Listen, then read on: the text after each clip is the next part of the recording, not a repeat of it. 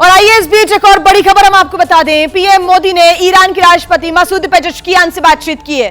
PM Modi ने बढ़ते तनाव और नुकसान पर चिंता व्यक्त करते हुए बातचीत की है। पीएम मोदी ने शांति और कूटनीति की अपील भी की है। ये बड़ी जानकारी मिल रही है। पीएम मोदी ने ईरान के राष्ट्रपति पेजेश्कियान से बातचीत की है। बढ़ते तनाव और नुकसान पर उन्होंने चिंता व्यक्त की है। पीएम मोदी ने कहा है कि भारतीयों की सुरक्षा प्रायोरिटी है, प्राथमिकता है और बिना रुकावट ऊर्जा की आपूर्ति भारत की प्राथमिकता है। प्रधानमंत्री ने सोशल मीडिया पर भी पोस्ट कर जानकारी साझा की।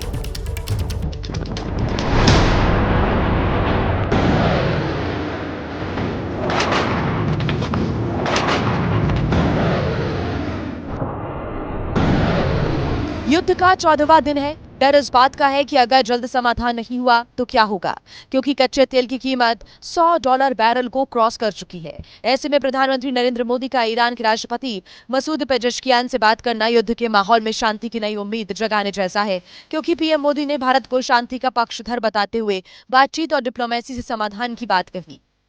ईरान के राष्ट्रपति से बातचीत की जानकारी पीएम मोदी ने एक्स पर साझा की, जिसमें ईरान के राष्ट्रपति मसूद पेजेश्कियान ने पीएम मोदी को ईरान के हालात की जानकारी दी। वहीं पीएम मोदी ने युद्ध से बढ़े तनाव और ईरान के नागरिकों की मौत पर चिंता जताई। साथ ही भारतीय नागरिकों की सुरक्षा और ऊर्जा सप्लाई के मुद्दे पर चर्चा की। और जो सबसे जरूरी बात पीएम मोदी ने ईरान के राष्ट्रपति मसूद पेजेश्कियान से कही, वो ये कि भारत हमेशा शांति का पक्षधर है। संवाद और कूटनीति ही इस तनाव को खत्म करने का सबसे कारगर हथियार है। ईरान के राष्ट्रपति से पीएम मोदी की ये बात ऐसे वक्त में हुई है जब दुनिया भर में डर का माहौल है।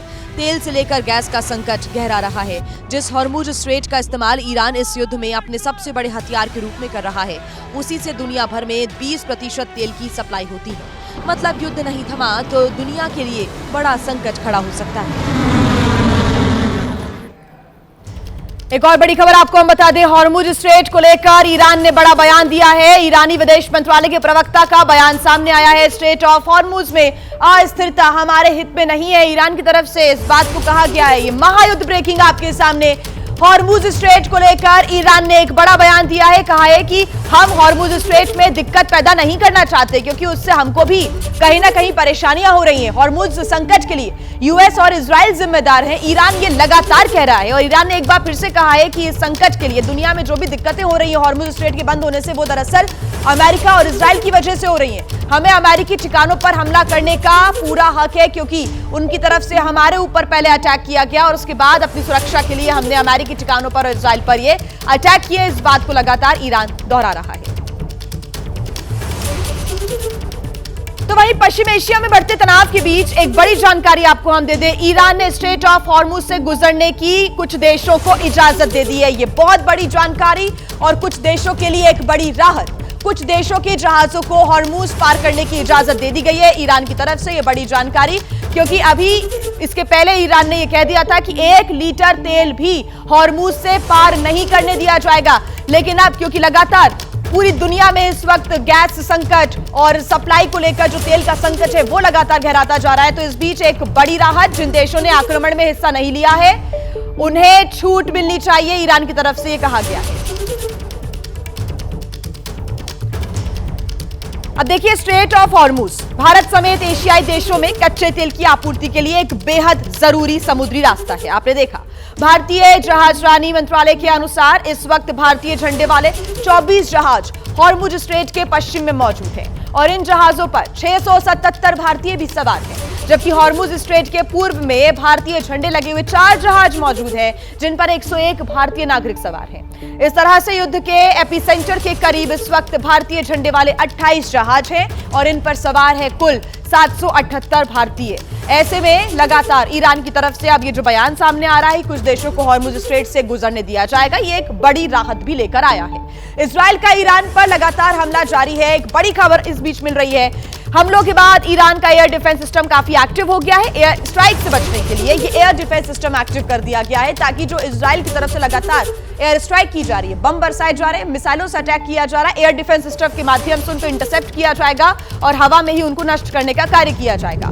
ईरान में तेहरान में लगातार किस प्रकार से एयर स्ट्राइक हुई है और घर के घर तबाह हो गए हैं, कई बिल्डिंग्स बनमे में तब्दील हो गई हैं, इसलिए एयर डिफेंस सिस्टम को और भी ज्यादा अब एक्टिव कर दिया गया है। ईरान पर लगातार इजराइल के अटैक्स जारी हैं और इस बीच ईरान में एयर डिफेंस सिस्टम को भी एक्टिव कर दिया गया है।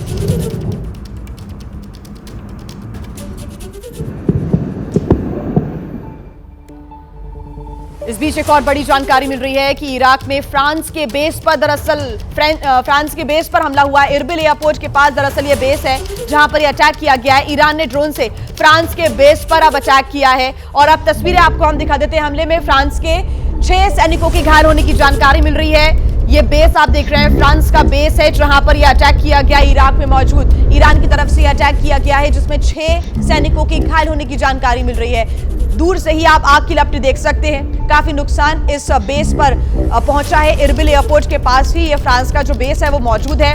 और अगर हम इराक की बात करें तो चाहे अमेरिकी राजनयिक के दफ्तर हो जो इरबिल में मौजूद अमेरिकी सैन्य ठिकाने हो या फिर अब फ्रांस का ये बेस हो, यहां पर हमले लगातार जारी हैं। बगदाद में भी लगातार ईरान की तरफ से इराक में हमले किए गए थे। और इस बीच एक और बड़ी खबर आ रही है। अमेरिकी राष्ट्रपति ट्रंप ने सोशल मीडिया पर एक पोस्ट किया है और कहा है कि अमेरिकी राष्ट्रपति के तौर पर मुझे ईरान को परमाणु शक्ति हासिल करने से रोकना है। एक बार फिर से राष्ट्रपति ट्रंप ने इस बात को दोहराया है कि ईरान को परमाणु शक्ति हासिल करने से रोकना है। ट्रंप ने कहा ईरान को परमाणु शक्ति मिली तो दुनिया को नष्ट कर देगा ईरान। ये लगातार ट्रंप डे 1 से कह रहे हैं और कहीं ना कहीं इस बात को लेकर पहले कई बातचीत हुई। जब बातचीत में सहमति नहीं बन पाई तो स्थिति वॉर तक पहुंच गई और ट्रंप ने एक बार फिर से कहा कि अगर ईरान को परमाणु शक्ति हासिल हो जाती है तो वो दुनिया को नष्ट कर देगा और मैं ऐसा नहीं होने दूंगा, ये ट्रंप ने कहा है। और सोशल मीडिया पर एक बार फिर से उन्होंने इस बात का जिक्र करते हुए साझा किया है एक पोस्ट। अमेरिकी राष्ट्रपति ट्रंप ने यह बयान दिया है कि ये हरगिज हम नहीं होने देंगे कि परमाणु हथियार, परमाणु शक्ति ईरान बने, क्योंकि अगर ईरान को परमाणु शक्ति मिलती है, परमाणु हथियार अगर ईरान बना लेता है तो वो दुनिया को नष्ट कर देगा। इसके पहले लगातार अमेरिका की तरफ से न्यूक्लियर को लेकर डील की बातचीत ईरान के साथ चल रही थी, लेकिन वो बातचीत बेनतीजा हर वक्त साबित हुई है और उसके बाद ये जो बात है वो अब वॉर तक पहुंच चुकी है।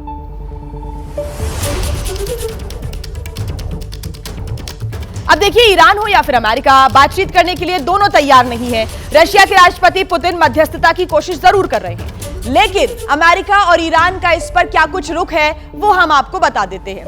आपको बता दें कि अमेरिका के राष्ट्रपति डोनाल्ड ट्रंप ने कहा है कि ईरान बिना शर्त सरेंडर करे तभी यह युद्ध रुकेगा। तो वहीं पीट हेग्सेथ ने कह दिया है कि ट्रंप तय करेंगे कि युद्ध आखिर किस मुकाम पर इस वक्त है। उसके बाद अमेरिका के डिफेंस सेक्रेटरी पीट हेग्सेथ ने यह जानकारी साझा की और अब राष्ट्रपति ईरान के मसूद पेजेश्कियान कह रहे हैं युद्ध रोकने की ईरान की 3 शर्तें हैं, उसको मानना पड़ेगा, उस पर वो अड़ा हुआ है। ईरान के अधिकारों को मान्यता दी जाए, युद्ध का हर्जाना भी भरे, जो नुकसान हुआ है उसकी भरपाई हो और हमला अगर ना होगा आगे, ये गारंटी दी जाए कि कोई भी आक्रमण ना हो, इसके बाद ही बातचीत हो सकती है। ये जो 4 शर्तें आप देख रहे हैं, इन्हीं शर्तों पर कहीं ना कहीं इस वक्त ईरान 3 शर्तों पर अड़ा हुआ है कि ईरान के अधिकारों को मान्यता दी जाए, युद्ध का हर्जाना और हमले ना हो इसकी गारंटी दी जाए। इसी बात को लेकर ईरान अड़ा हुआ है और उसके बाद ही कोई बातचीत हो सकती है। लेकिन ट्रंप हो या फिर ईरान हो या इजराइल, पीछे हटने को या फिर रुकने को कोई तैयार फिलहाल नजर नहीं आ रहा है।